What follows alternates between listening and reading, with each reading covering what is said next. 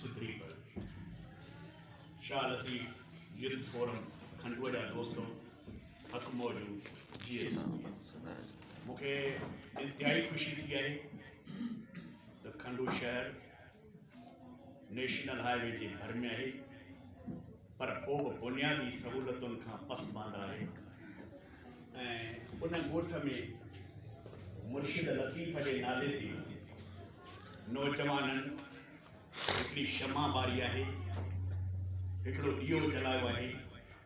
उहो बिन हवाले सां त असां इल्म खां, अकुल खां, हौसले खां वांझल छो आहियूं।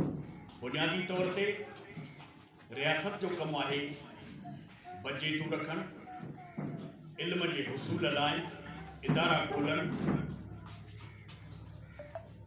पर